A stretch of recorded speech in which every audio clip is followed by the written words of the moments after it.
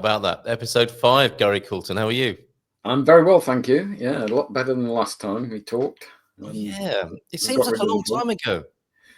I've still got the cough, but I feel great. I've been in the gym, Have you? had a really nice sports massage this afternoon. So, lucky man. Very nice. Yeah. Okay, I'm just jiggling my camera about for the best shot. There you go. Special guest today, Anna Todd will be joining us in a little while, but it's nice to have a catch up with you. And for anybody who's not familiar with the Positive Echo podcast and what we're attempting to do, what would be your elevator pitch? Should we both have a go at this? Do you want to go first? Elevator pitch. The world and you are a better place because of the positive echoes you leave with other people. Oh, I say, very good. Not even at the first floor, are we? Some people need a tower block for their elevator pitch, don't they? You were there, just going up one floor. Done and dusted. That's it. All right. So it's about legacy, isn't it? And as we found out in our conversations over the last few months, I think it is because we do this every time, don't we? Yeah, and we met in person in Portugal. We were introduced by the Maven Marco a little while ago, and this is the result. And we're welcoming our first special guest live today as well. And it's all about legacy and making a positive impact in life. And the echo part, of course, is what we're leaving behind us when we're gone. But that doesn't mean to say we have to wait until we're gone, does it? No, not at all. I've got a very good example from my wonderful masseuse, Becky. Oh, go on. I've been going to her for maybe 20 years nearly now. She keeps me in the marathon kayak and able to move from A to B. Right. She's read my book and she is going to listen to the first podcast probably tomorrow. But she said she was visiting a friend in hospital in Kingston Hospital, which you know well. Born there. Born there, done that. Yeah. Unfortunately, her friend died. Oh no! As she visited. No, it was not unexpected. So that's okay. But she's still upset. Yeah, of course. Anyway, she goes to pay for her parking, and all the cash versions of the machines have been ripped out. And she tried to pay with her card, and it wouldn't accept it. This is when she's in grief, stricken and grief-stricken and bereaved. So she went to a guy behind the reception desk, the general reception desk, and asked what she could do. And they said, you can download the app. But of course, you can't. The card wouldn't work for some reason, so she couldn't activate the app. So God bless him, he just went and paid for it. Thank goodness. And asked for nothing back. Well done, that man. Yeah, so that's a very small, to him, but immense positive echo for her. And she couldn't stop talking about this young guy. And he's probably in his early 20s, something like that. So it's not an old person's thing. No. This is a person's thing. Yes. Yeah. It's what we'd like to think we would have done, right, in that situation. Hopefully, yeah. I mean, I've done things like buy people a coffee who suddenly they've left their wallet or whatever. Yeah. And odd pounds here and there. And, we've heard, I mentioned last time, I think it was the person who bought somebody a 50p stamp. And that started a whole year of kindness for her. And hopefully we'll get Bernadette on as a guest. Oh, excellent. That's lovely. Right. Okay. Yeah. In between times, just want to let people know that we are both substackers. Is that the verb?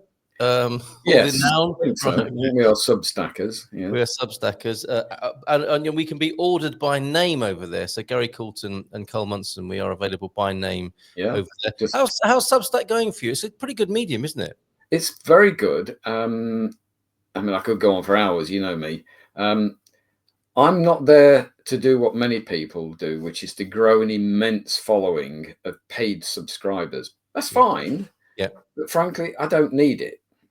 So what I've got is, I don't actually know how many subscribers I've got, but I think it's in the hundreds. Yeah.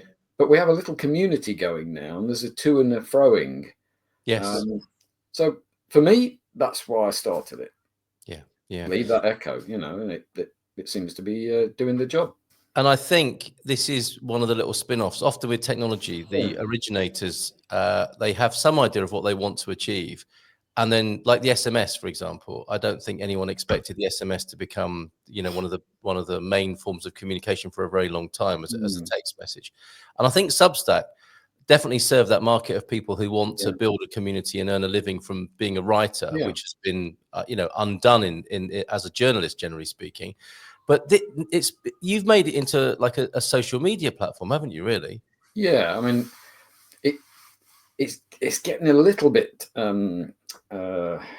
Instagrammy, okay, and TikToky. Yes, if you want it to be. Yeah, that there's notes which are the short form. Yeah, some people actually write very long notes, and they hit the buffers of maximum numbers. Yeah. But you can do live video on it. You can upload video. The only thing that they don't seem to have is audio, just audio, except in the long form newsletters. Oh, okay. And I think they're missing something there. Right, but generally speaking, the tone of it is much healthier. I mean, there are some nasty people on it, but they tend to get burned by everybody else. Yeah, there is a sense of stewardship, isn't there? And that in its own way is, a positive echo material, really, isn't it? That's exactly what we're talking about. People thinking about what they are creating and leaving in their wake. But realistically, it's owned by Billionaire and a few others. So how long it stays in this form and tone, who knows? But at the moment, I think it's a really healthy place to be. And you can just write your stuff. You can give it away free if you want. Yeah, I do. And people get picked up by traditional publishers and magazines, and it's a place to be found. Just interesting. Yes, it's almost like the local music venue, isn't it? Where an impresario might go and sit at the back and pick off the best bands, but from back in the day. Wise publishers might have a little look across Substack and pick up some. They do, and they don't just lurk. They actually will put out a call to people. Wow. What have you got? Yeah. Show me a recent post you put up. And if they like it, they make contact. Yes. And talking of publishers and authors, you slyly left me a note during the week that you too have a book. So I think my job now is to reverse things and say, tell us about your book, Carl. Well, what a great question. Thanks, Gary. And the reason I haven't mentioned it before is I'm a little bit embarrassed about it. The intentions are good. The intentions are definitely good. And I wrote this in 2001 as a rather sort of angsty mid-30-year-old in a period of transition. And you and I suppose have this in common, the soul searching times of our lives. Yours is well documented, isn't it? A turning point in your life. I think it was your late 20s, wasn't it, where that was happening? Yeah.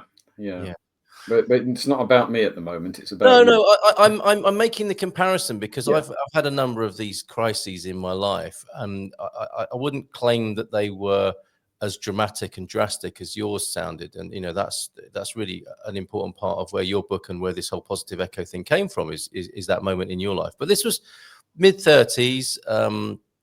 I was in a strange place in geographically and mentally. I'd had, and as we've discussed before, you're the science guy, aren't you? And I think I'm a bit more of a sort of mystical, new agey type, a hippie, if you like. And this book was going to be, it was a time when people were publishing PDFs online for the first time as e-commerce. I don't know if you remember that. Yeah, I do. 2001. It was all about that, wasn't it? Sort of downloading digital products. And some people were making a fortune, and I was quite happy to do that. Didn't quite work out like that. But I made my PDF book called Come Back to Life, and it's an inspirational book, and it's made of 100, I think I called them shots. They're like sort of quick and easy to read. Because another trend at the time was the Little Book of Calm. And a lot of these, in Waterstones, there were these point of sale books that you could just open up and get a little bon mot or, like aide memoire or something. Or, like in the Marcus Aurelius tradition. I'm not in any way comparing myself to him, but, the sort of book that looks like a little bit like a journal, a little bit like a collection of aphorisms. It's that sort of book. And the main thesis is that we, and it's perfectly a perfectly respectable sentiment, I think, is that oh, do you need to get a glass of water? Well, you're right there. You got a glass of beer, haven't you? Alcohol free. Yes, there we go.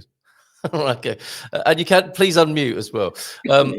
So, oh no, well maybe not. Maybe that's too early. But living and life. It's called Come Back to Life because I make this sort of contextual comparison in the book about how people are, lost in the world of living, which I think you can resonate with. Going back to your crisis, when we become too lost in living, those are those moments of great soul searching potentially and breakdown, and how we've perhaps lost connection with life itself. And I think these are different levels of consciousness, if you like, and our modern world very much. And I think it's come, I wrote this in 2001, but now in 2025, we are looking at an even greater climax of that or concentration of that, where it's as though everything is about living and very little is to do with life. And a great example of that was like last Monday here in Portugal, where we had the great Iberian blackout. All of living that we do, work and electrical, electronic, computer-based, internet-based endeavor of humanity in this Iberian Peninsula was cut short. And it went to a standstill within hours. And people came back to life. People went to the beach. They went to town. They helped the local shops with the ice cream that was warming up and the beer that was warming up. And in its selfless acts of civic duty, went and drank beer. I'd throw myself on that. That's right. Get out the way. Let me help. It was, but it was really interesting how the living world, the work world, the work of getting somewhere, the rational linear world, was put into the present moment, because that's all you could do. All you could do was be. And it almost feels like you wake up and realize you're actually most of the time living in a dystopia. Absolutely. And we fear the lights going out, but it could well be a very good thing in the end. Well, some people are saying, can we do that every month? Some were disappointed that the lights came back on so soon.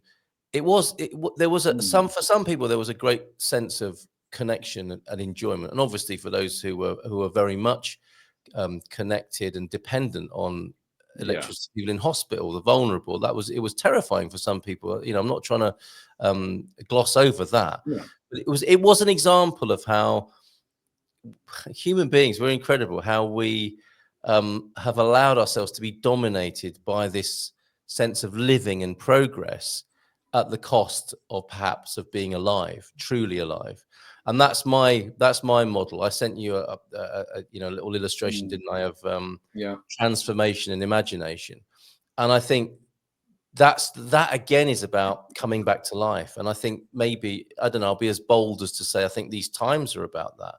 Are we going to live ourselves into oblivion, or are we going to come back to life? And, I think anyone who's had any sort of breakdown or come up against the lack of depth of simply living and just being up against the challenges of modern life thirsts and hungers for something beyond that, the transcendent, the spiritual, maybe religious, the beyond the three dimensions, I suppose, is one way of looking at it. Because we're so distracted by simply existing, paying the bills, doing the shopping, and it's supposed to have got easier to do all these things.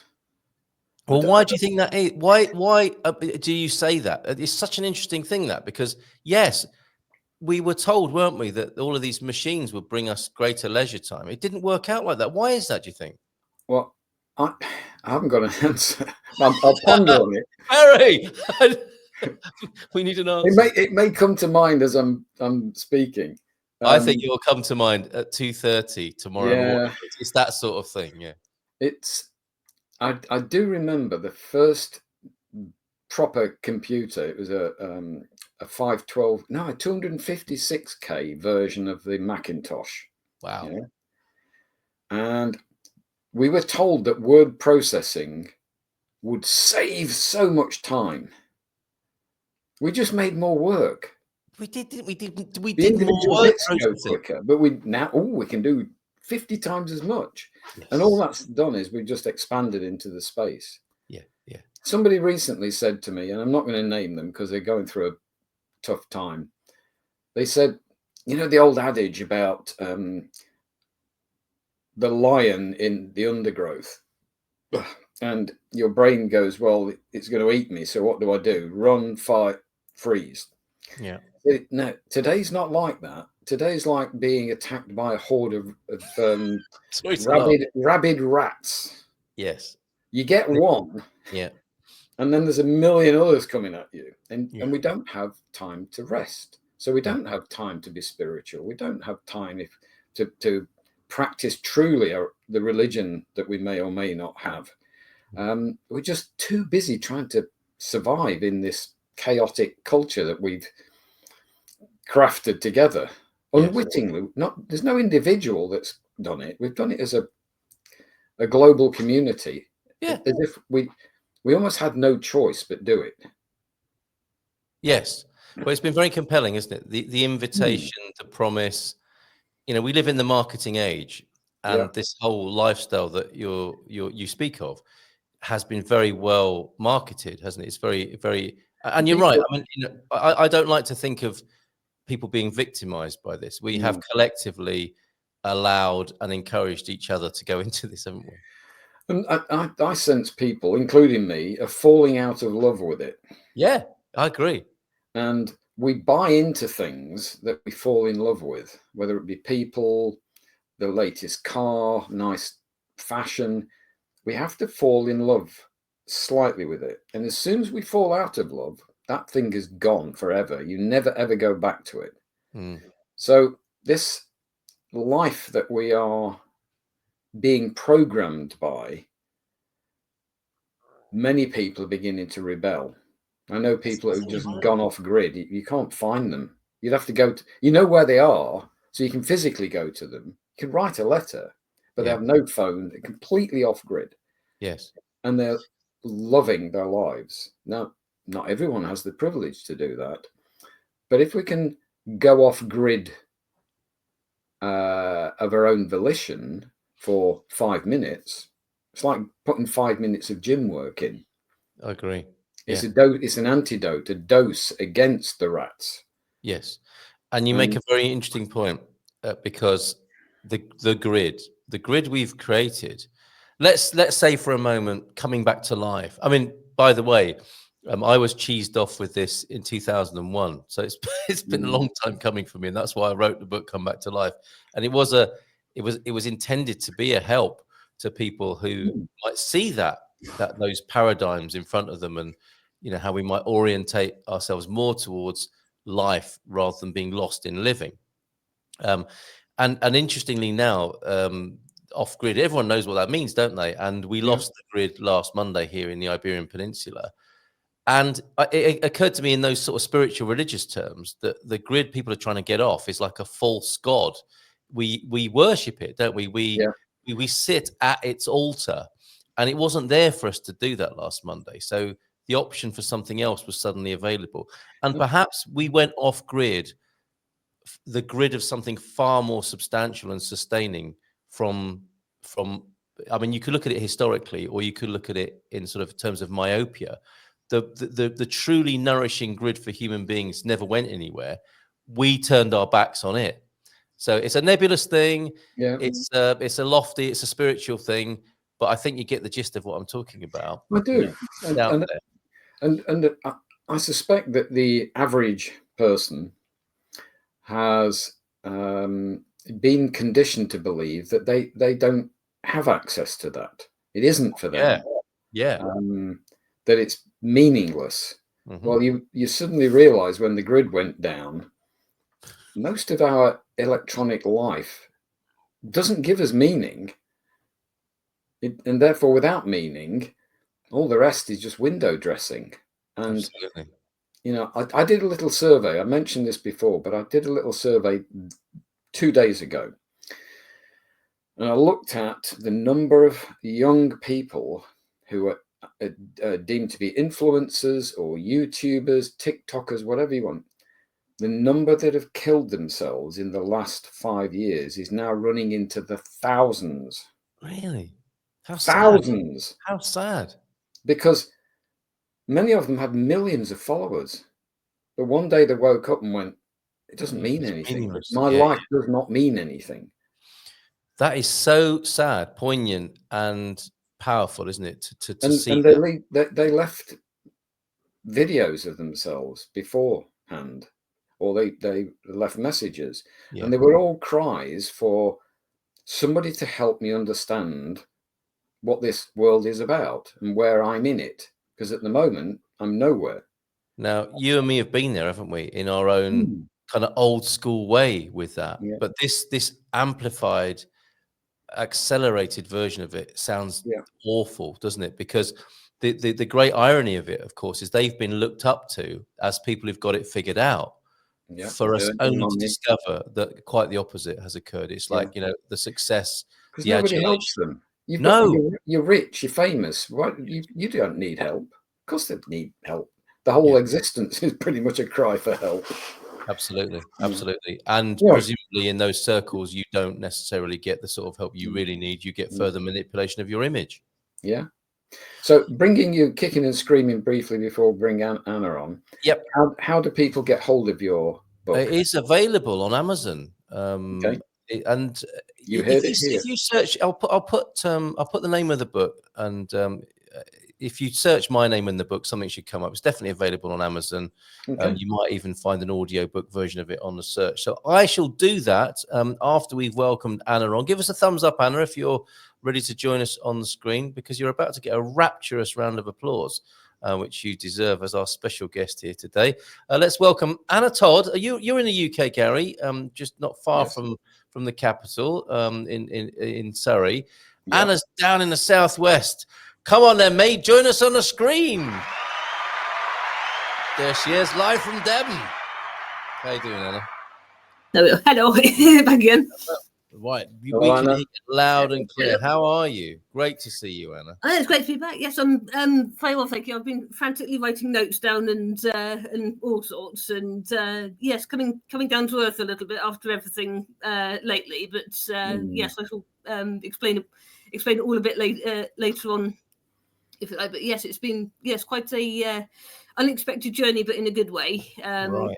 Well, let's rewind a little bit, and because there is a somewhat challenging aspect to, as you say, something that's been consuming you and something you've been working on. Let's come back to that and look at the backstory, as it were, and explain that you and I we used to work together, didn't we, at the Dame Hannah Rogers Trust site. Hannah's at Seal Hayne, where we worked on the Access All Areas radio station, which was great fun. Where I know you as DJ Antics. You do all sorts of, not only that, but you do all sorts of wonderful community work. And one of them was to work at a cafe, which has had an unfortunate sort of conclusion, at least for the time being. And we'll talk more about what we can do to help with that. But could you explain about the project and what you did there and what the aims of the project were?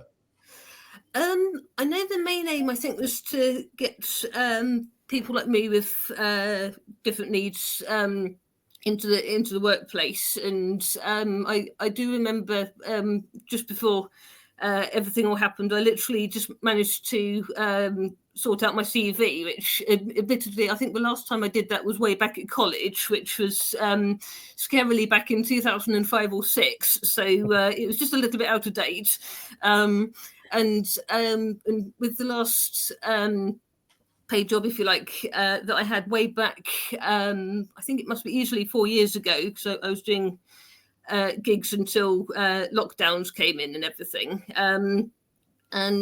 Yes, this work experience all came around from Mum just discovering it in town, and went in to find more information. And I think it all started from there.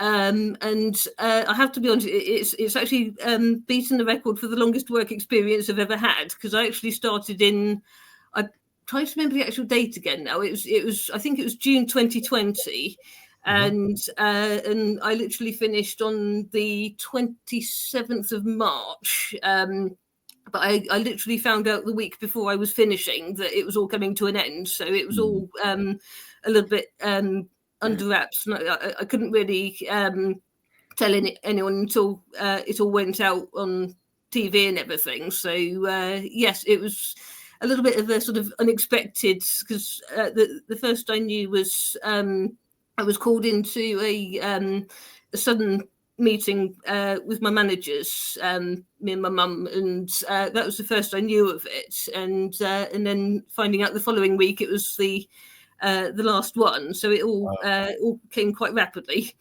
I'm sure heartbreaking for the team who had to share that news with you. The name of the project is the No Limits Cafe, right? This is in Newton Abbot in Devon. Yes.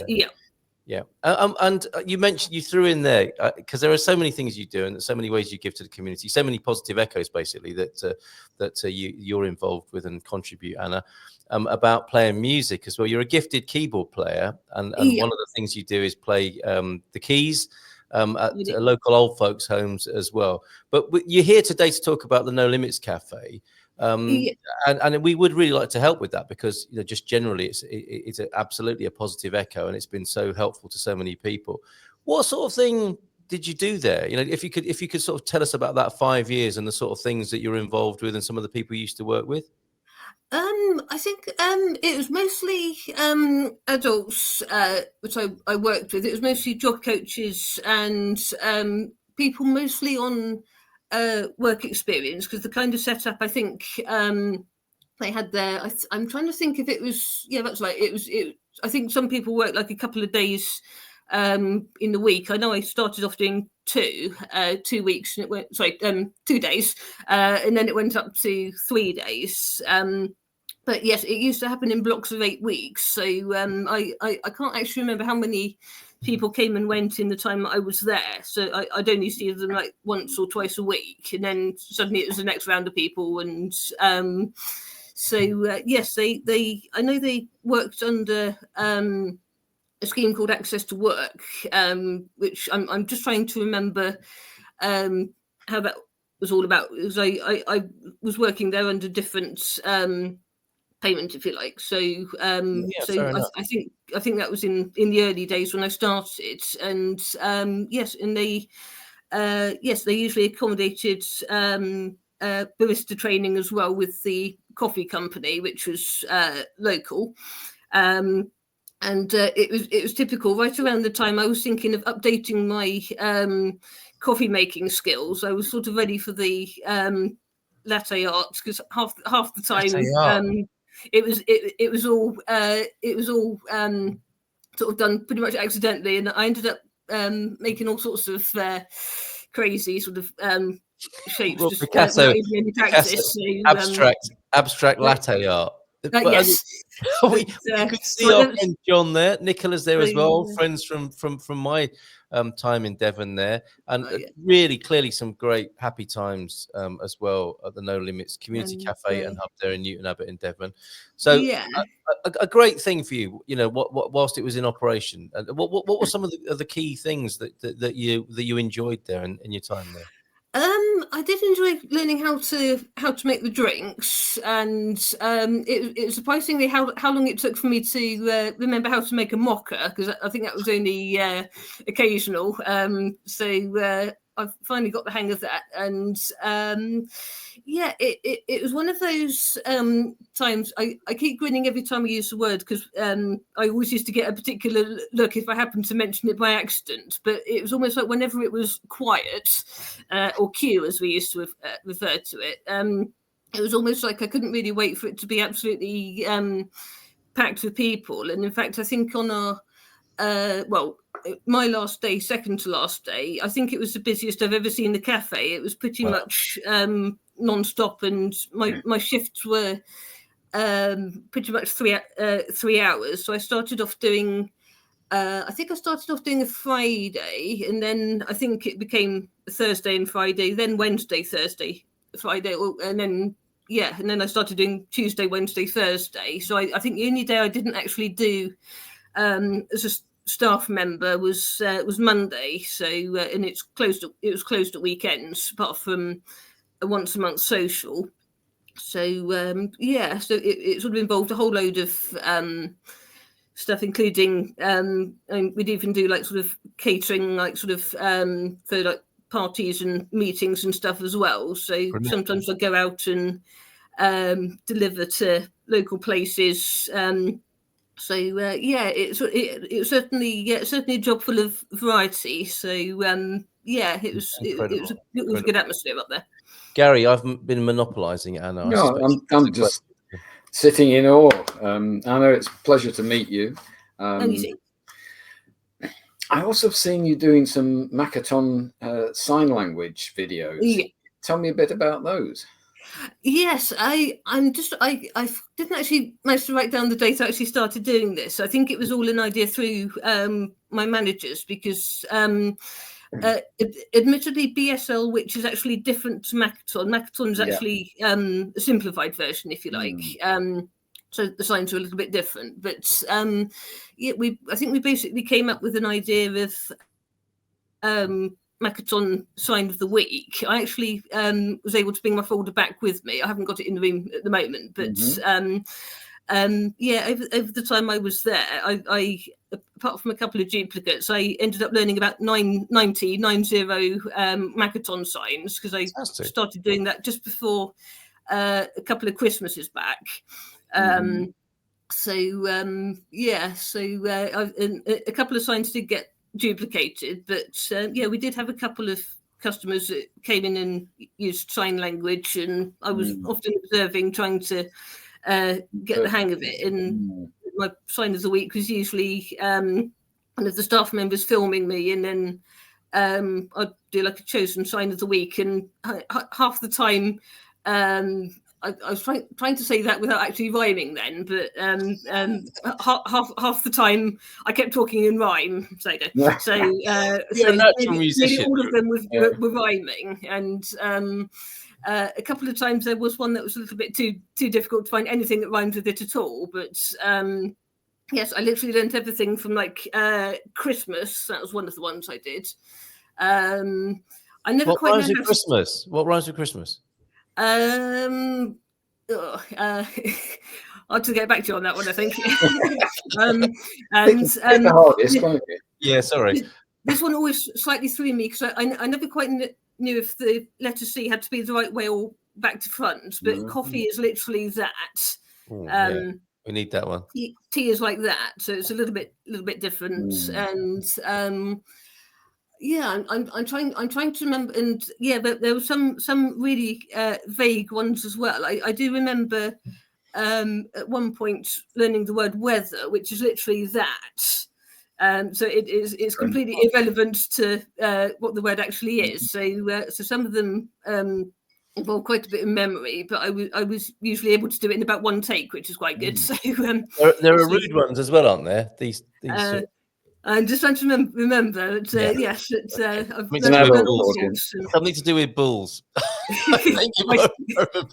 which brings us to unfortunately the sad demise of the cafe and the project, which is at a BS as far as I'm concerned. And I was really gutted to hear that this is what was happening, Anna. Yeah. And is it one of these sort of what's becoming a typical funding problem? Did it become unsustainable for lack of funding from its own sort of commercial efforts?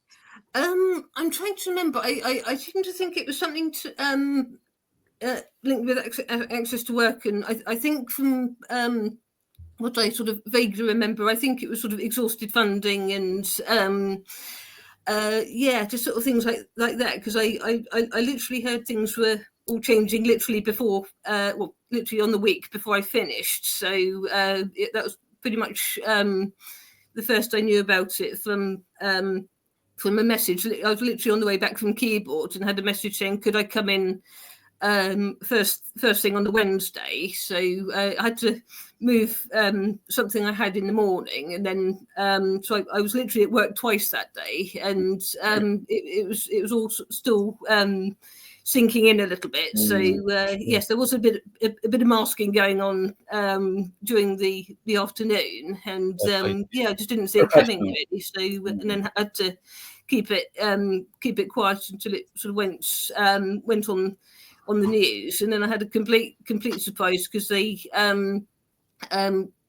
asked if I could do a sort of goodbye as my last Macathon, and having been on Spotlight unexpectedly because of being at another cat cafe of which I'm a customer. I go up there once a week. I didn't. I had a message from my manager asking if they wouldn't.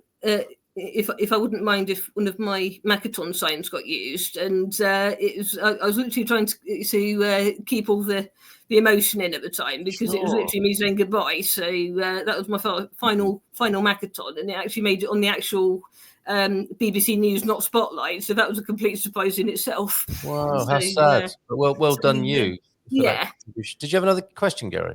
I was just going to for our non-UK audience, the access to work thing is a government stream of funding to help people who have both physical and hidden disabilities access work, and it comes with money. And we've gone through a very big and extensive remodeling of what we might call our welfare and benefits system. And it sounds like the cafe may have been one of the victims of it.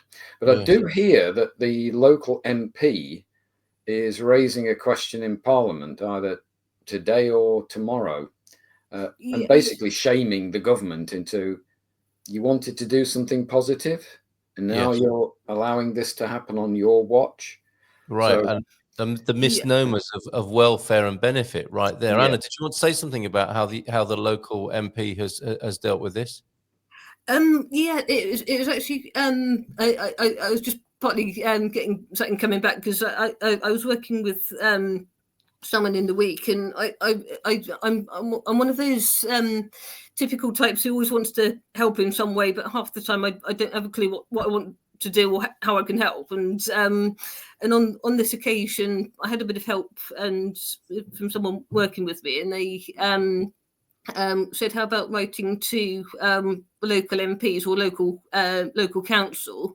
So we did a little bit of research and literally messaged. I think it's 3 local councillors. I think, or sort of the MP or important people in the area. All I got back on that occasion was the automatic replies, and then I was told, okay, well, try taking it up a notch. So I did a bit more research, and we decided to get in touch with Martin Wrigley, who's one of the MPs, and so I'm trying to remember how it all happened now, because I literally drafted up an email and sent it off, and I think he already knew about the situation already, and it just sort of felt like after quite a bit of messaging back and forth, he said he'd be happy to have a meeting with me and over a video call.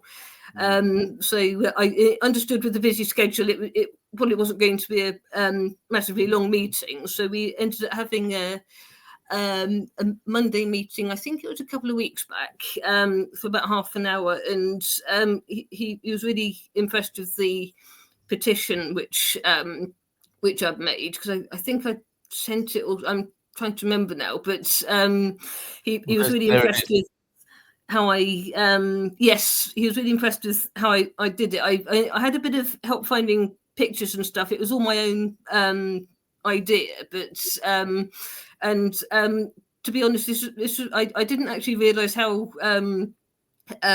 well this petition was actually going to do, because the first one I did was on something completely different, and the only signature it had was mine. So so it didn't do terribly well. So this one, I think I nearly fell over backwards when I realised how fast the numbers were going up. But, brilliant, quite right too. Yeah, and we can see there, and Martin Wrigley MP is involved. And there is a key decision maker as well. Oh, it's him twice, as it turns out. But anyway, Since opening its doors in 2020, like you said, June 2020, when you started there, No Limits has become a beacon of hope, employing 18 local people and creating a warm, inclusive environment for its participants, staff, and visitors. It's a place where people who often face barriers to employment can gain confidence, learn valuable skills, and become part of a supportive community. That's the backstory there. Please continue the final paragraph and I've put the link to the petition so people can support you. Please continue to sign this petition to demonstrate the strong community support for inclusive initiatives like No Limits, and to urge our local and national representatives to prioritize the creation and funding of such vital services for differently abled individuals in Newton Abbot, and I'm sure all over the UK, all over the world, right? I mean, it's not much to ask for, is it? It's just so strange, isn't it, Gary? That something of so much obvious merit and benefit would be cut like this. Yeah, and you know, this thing that both sides of the Atlantic are going on about, that certain parts of the community aren't contributing their full whack, as it were. Yes. And here are people doing their job, supporting the general public. Yeah. It's open to everybody. And yet it gets kicked in the teeth. Beggars belief. Yeah. I think I may be wrong, but I think you've got to be a UK resident, do you, to sign the? I believe so. But I'm sure letters of support to the local MP from Tahiti would be brilliant.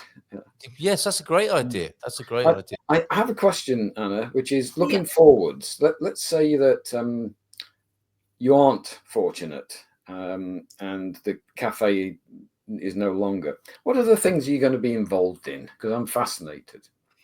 I'm still having a look at options at the moment. I know I've had a couple of people I know, family and hoping that I'm going to get back into music again. I'm sort of in that help, because being a keyboard player involves lugging keyboards around, and yes, I did have a bit of a unfortunate one. I did take my two occasions. I took my keyboard to the gig that was happening before it stopped, and got there and discovered that my adapter had failed, and with it being an electric keyboard, I didn't have any power, so I literally got there, had to cancel on the spot, sort my adapter out and come back again. Right. Yes, that was yes, doing gigs was actually my first paid job. So the work experience that I had been doing was actually me sort of paying to do it, if you like. So I wasn't getting paid for that particular work, but yes, doing gigs was the last paid job I had, I think. Well, so I'm still working out whether to go back into that one and just ease I'm just back wondering, Anna, as my positive, I've got a couple of potential positive echoes.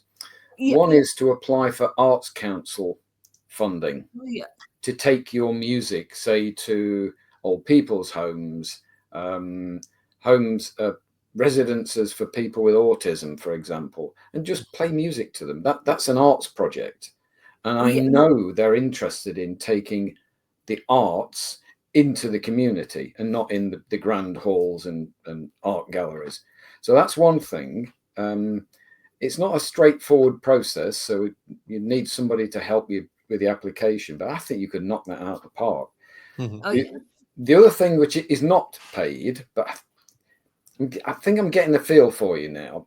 Mm-hmm. I don't know whether you've come across the charity Beyond Words. I'm not sure. I'll definitely look it up. And Beyond Words, what they have is a massive library of books which are wordless, and they're written for adults with learning disabilities. They're not great at reading, but they've got really good visual learning. And they're about life skills like going to work, health-related things, having fun. And they've been given lottery funding. I know this because my wife works for the charity. They've been given a fair amount of lottery, that's the one, to create what are called book clubs in a box. Oh. So the book club is basically a group of anything from 2 to 10, 15 people who want to have the social interaction, want to learn some skills, like what's it like going to the doctors, the dentist, looking after your boobs and your balls, all those things that the practicalities of life. Yeah, they are absolutely practical, mm. and they are revolutionary. I've seen them in action. They're brilliant. And the idea of the book club in the box is they have a local organizer, a leader, and they get a series of books, and they get training on how to read them together. So through Carl, I can introduce you to these people. I think you'd be brilliant at leading. Well, Anna would be an amazing leader of such a I think you'd be a great leader. Yeah, incredible. Anyway, that's my positive echoes for the day. Nice suggestion there. And Anna, the petition is what you want people to sign if they're able to, and in the UK, letters of support, I'm sure you're happy to receive as well, as Gary suggested there. That's the petition. What's the next step then? You've got some governmental support from the MP. It might, as Gary said, it might be raised in the Parliament. What's happening? Can you give us an idea of what the next steps are? I'm still partly figuring that one out a bit, I think. So I think originally I was sort of thinking Newton Abbot, and then suddenly seeing it sort of ventured into pretty much nearly the whole of the UK and beyond. I'm still trying to. I'm thinking I might need a few coffees while I figure that one out, I think. But I'm still in that. Admittedly, I'm one of those types that has an idea, but half the time I haven't quite done the full planning, so it's sort of run ahead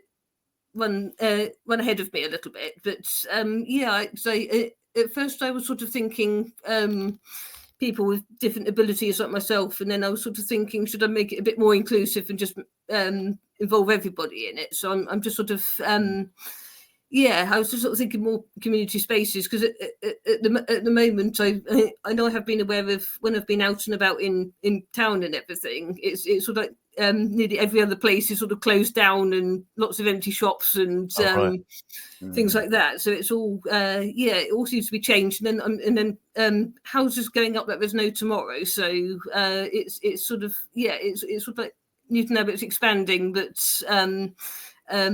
more houses than commercial and community centres, right? So no shortage of buildings. We just need a little bit of vision and will, don't we, from the right people who can understand what the need is here, and that would be an awesome positive echo for somebody to get involved with and to facilitate this and to support the project. As I've always said, disability is not restricted to the poor.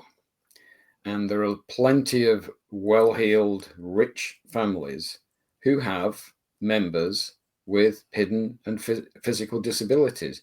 It's finding them and helping them leave their positive echo, seeing the wisdom in leaving it. Yes. So if you can get a little team around you with skills that and likes that you don't have or don't want to do, and stick at what you're best at, which is leading. Yes. Yeah, absolutely. And delegate to people who are great at doing this or great at doing that. The ball gets rolling and you win. Yeah, fantastic. Good suggestion. Lee McGrady, remember him, Anna? I do. Yes, hello. Hi, Anna. Head gardener Lee McGrady from another project. That's interesting, because there were two things. Well, there was one thing I was going to ask you about, as you can see scrolling across the screen there. DJ Antics. Any chance you're going to be on the radio or doing any DJing gigs soon? I'm having a think about that. Yes, I haven't done radio shows in quite some time. I think. Partly because there are a few technical things going on, and somehow my show, I've still actually got the kit here actually, but the show that I'd started doing, it sort of reverted back to what I was originally doing, and so yes, I think I've literally done about 300 mystery themes now, and I'm starting to think I don't think I've got any more mystery themes. You're an amazing broadcaster. Well, I mean, keep on keeping on with that if the opportunity arises. and the gardening. You used to love horticulture, as I recall, Yeah. as well as doing radio together. You were on the other side of the site, working with the horticultural team. Are you doing anything like that at the moment? I think the last bit I was doing, partly because I'm seeing it all over the place at the moment. I was in Ipplepen at Families, and I happened to recognise a particular fiendish plant that pops up around this time of the year when the weather's pretty good, and Yes. I can recognise the leaf shape like the back of my hand. And Hogweed, is that the hogweed or the bindweed? Yes, bindweed. Yes. Yeah. Wow. So, Okay. So you haven't lost your green thumb then. Not Well, quite, no. Anna, thank you so much for being here today. Really appreciate you sharing what is, a sad story. I mean, not all sad, because it sounds like, you and many people that had the most incredible experience and some really good times, but sad that it should be ending this way from a lack of funding, lack of vision, I would say, from the people who could quite easily support it and forward direct money into the right way to have this persist for you. So good luck with the petition and that project and everything else you're doing, obviously, in your life, and lots of love to you from Portugal and Surrey tonight. Oh, thank you very much. Thank you. It's been a delight to meet you, Anna. It really has. It's been great to meet you too. All right, take care. Love to Devon. Cheers, Anna. Right. Another round of applause for Anna. Wow. It's at times like that, Gary, when you want a Positive Echo Foundation and fund, right? And say, okay, look, this is quite a simple thing to sort out, isn't it? You just need some money. Well, I'm a planner by nature. Yes. And we're in the position at the moment with the Positive Echo where we're just kind of building a bit of noise. Yeah. We're teasing people. And then I think we'll be inviting guests like Anna, and there'll be different kinds of people as well. Mm-hmm. And hopefully our audience, whether it's on the podcast or written material, someone's going to notice this and go, how do we amplify it? Yeah. Because I'm getting the wrong end of the telescope. I'm getting towards not having the energy to do these things, but I have the ideas, and you are the master at nudging me, and you come up with some figures as well. So it's, how do we help not just individuals, but groups of people go, we want some of this. We want to be able to do this thing rather than just be at the level of the individual. So I know we've had discussions. Our next big plan is, how do we amplify this globally? Yeah.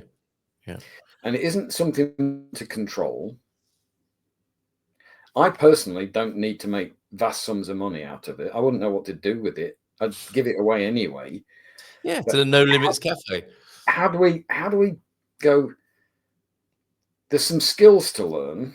There's maybe some attitudes to shift. There's ways of working together that might not be the typical ways of working together. And we talked about that right at the beginning. Yeah. So early days, folks, but you've heard it here. Carl and I are going to try and build the Positive Echo amplifier. Yes. We don't know what it is. Sounds like a crystal set at the moment, but yes.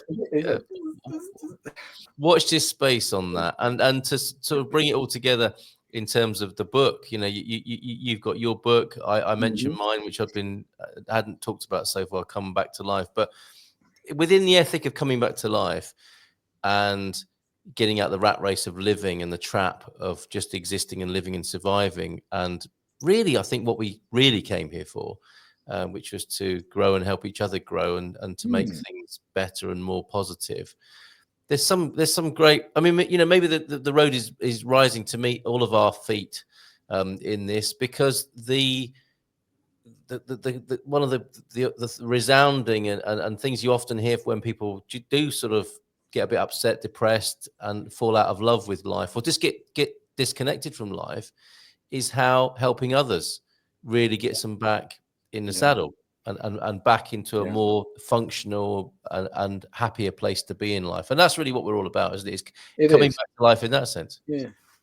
No, I spent time being sad and sorry for myself, and I realized that I couldn't drag myself out from the inside. I had to, as you said, engage with the world under my terms, but that healed me. Yeah. And then I could do the internal work. Yes. But you kind of got to fake it until you make it. Yeah, understood. And I think that's what happened at the No Limits Cafe.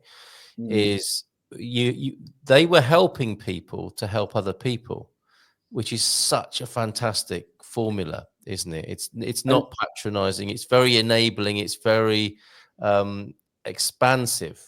You know, it's not like micromanaging people's happiness and well-being. Like, are you happy yet? Are you happy yet? Just create the conditions in which people can get helped by helping others. It's not that difficult. It's not rocket science, is it? It's brain science. Yeah. And let's not forget the people who came for the coffee and the teas.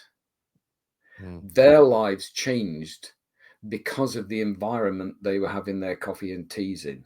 Right. Absolutely. Well said. Yeah. And we sometimes forget that it works both ways. Yeah. That they think they're coming in to help the poor and fortunates. And I don't feel that way, but there's a certain, well, we're going to help them out. We'll go with that cover story. We'll go with that cover story if that's what people need, right? And what they actually end up doing is having their lives changed because of the interactions they've had. I've seen it with my own eyes with some of the work that Anna and I did previously. Yeah. Absolutely. So, some things as we conclude today, some things for you there to consider. You know, how to make friends with your maverick mind, how to come back to life, and how to leave a positive echo. They're all connected. Yeah. And we'll be here to talk about those themes again in 2 weeks' time. Have you got a final word or thought, Gary? Yeah. Kindness is not only about being nice. Nice is vanilla, it's bland. Kindness is sometimes helping people see things that are uncomfortable. But it's the way you do that matters. Very good. Let's leave that hanging there, and we'll see you again in 2 weeks' time, and in between time on Substack. Thanks, Gary. Thanks, Anna. Thank you if you watched tonight, and thank you to you if you're seeing this in the future. Take care and bye.